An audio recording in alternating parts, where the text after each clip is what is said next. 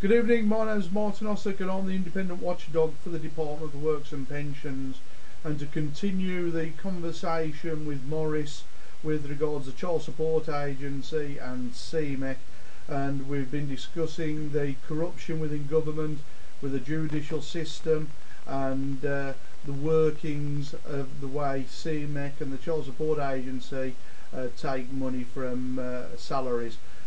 Back over to you again, Maurice. How are you, mate? I'm not too bad. What do we know on this aspect then, mate? Right, regarding taking money for child support, another thing which we have also discovered is they are intimidating and threatening employers. Employers are coming out with, well, we have to give them your details because it's the law. And the Child Support Agency say that the Secretary of State has made this order under the Child Support Law. We need to make it clear there is no such thing as a child support law.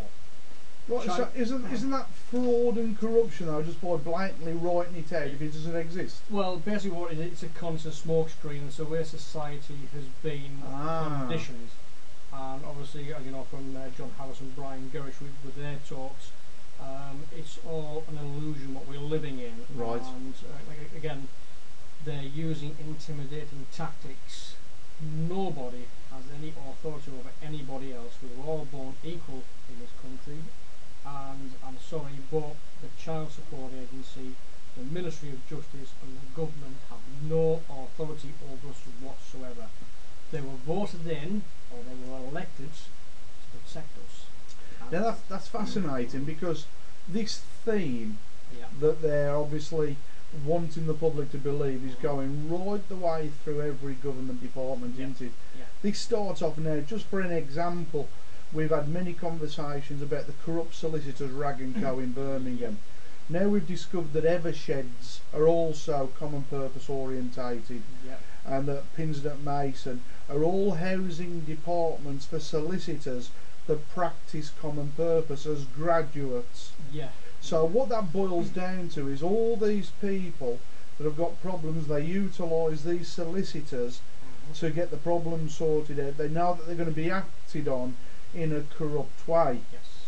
Now all the people that are associated with the solicitors, for example Zurich, who are Rag & Co's insurers, and they're part of common purpose, all we can expect is for these people to lead beyond authority. Well, that's what common purpose is about, isn't it? Correct. Leading beyond authority. So where the Ministry of Justice is concerned, the DWP, CMEC, Job Centre Plus, and the other idiots that are out there that are obviously trying to push the corruption with the public, this is where they're coming from. And this is now quite apparent with Child Support Agency, isn't it? Yeah. What else have you uncovered, mate? Because I know there's a lot of interesting stuff that you're really going to share with us today that the people should know.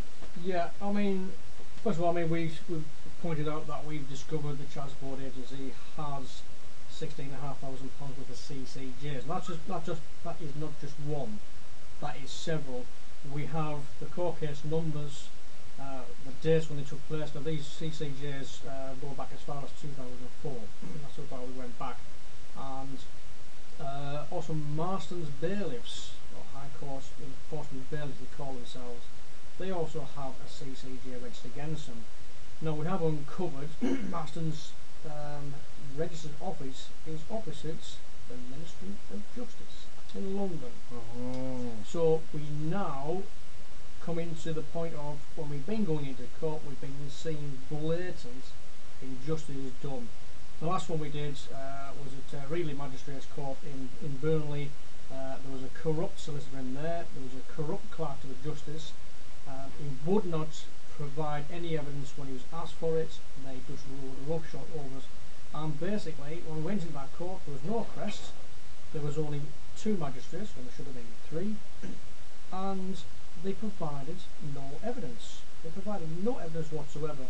And we asked them to provide us with the proof that a father is classed as a liable person. The gentleman we were absolutely representing in court, we asked the CSA advisor while she was in the dock, how can she prove he was the liable person? And basically what she said was, so long as there's a name or a maintenance inquiry form that person then is deemed a liable person. That is a bad law, as is Section 33 of the Child Support Act 1991, which is subsection 4. It is a bad law because they are saying you are guilty and you can't prove you're innocent. That is a bad law. We have procedures now which we will arm fathers. We are going to do a video, especially for Deputy Dad Association. Brilliant.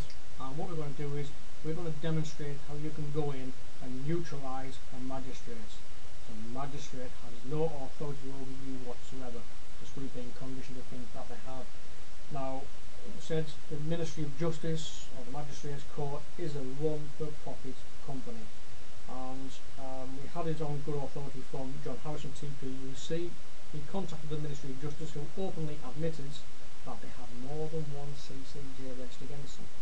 So you can go out there, you can do your own research. Don't just take it from us. You can go out there and do your own research. It's out there, you can do it. So am I right in saying, and I want you to put me right here in front of the public if it is that I'm wrong. Tell me as it is, so these guys are going to learn. As long as, when you go to court, if you don't enter into contract with them, no, based on the fact that there's no crest there and that there's only two judges, have you got the right to turn round and postpone that hearing? No, what you do is CSA work on the same principle as council tax. Right? Council tax is illegal. Right? We found that out. We also helped one gentleman with his case, and he got his case squashed. Right? Because they're not complying with the Bill of Exchange Act for one. Now, if you go and you use the common law route, i.e. not giving your name, they will proceed in your absence. Right. So there is a method. We're not going to sort of discuss it on here because obviously we'll have magistrates who are watching and alarming themselves. So what we're going to do is we're actually going to leave that for our own video. Okay. And basically what you do is you put the magistrate on their oath. It's a simple thing, right? And once they're on their oath, they can't speak. But there is a procedure you have to go through. We are going to demonstrate that because we need to get it down correctly. And this is going to arm fathers when they go in, because it's just total injustice. In fact, it's not about justice, all it is about making money for the government. We've also uncovered the fact that your children, when they say you have to pay for your children, they are not your children. We have asked the CSA to provide us proof that the children are our property. They can't. We've asked the CSA to provide proof they are an authority. They can't. We've asked them to prove that the Child Support Act 1991 is a law. They can't. Child Support Act is merely that. It's an act. A game. An act of Parliament. It's just a game. That's all it is. It is not a law. The law in this country is common law. Child Support Act is statutory legislation. You can only get enforced as a law if you consent to it. And they have to get you to contract with us. Now, that's exactly what I was trying to say. You've come through the back door and said it in roundabout words. Yeah. So that's the important aspect here. Well, you know what a contract is, don't you? Yeah.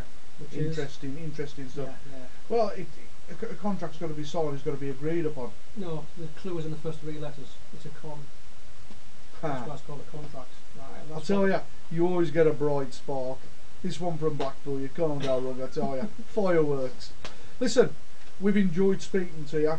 The time's up, but there'll be another video coming shortly. Ciao.